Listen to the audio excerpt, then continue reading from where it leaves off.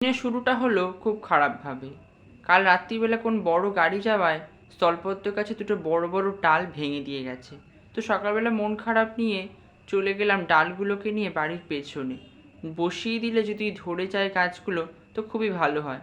তাই জন্য সেগুলোকে আমি গর্ত করে মাটির মধ্যে বসিয়ে দিলাম। স্থলপদ্ম গাছের ডালটা বসিয়ে দেওয়ার পর আমি চলে গেলাম কালকের কাটা কলা গাছগুলোর দিকে। দেখো, তোমরা তো দেখতেই পাচ্ছ খুব পরিচিত আমাদের একটি গাছ কলা গাছ। তো এই কলা গাছের তো পাতা থেকে গাছের গোড়া পর্যন্ত সবটাই লাগে। তো এইগুলো দেখে আশা করি বুঝতে পারছো থোড় কাটা হয়েছে। তো থোড় আমি কাটছি আর তখন আমাকে লক্ষ্য করছে কিন্তু একজন খুব ভালোভাবে। এর লক্ষ্য কিন্তু খুব মারাত্মক। তো থোড় কাটা হয়ে যাওয়ার পর দেখো কি সুন্দর থোড়গুলো বেরিয়েছে। আশা করি তোমরা খুব পরিচিত একটি খাবার থোড়ের তরকারি তোমরা অনেকেই খেয়ে থাকো। আমার কাছে হয়তো এর খুব ভাল লেগেছে, এই জন্য আমার কাছে ছাড়া থাকতে চায় না।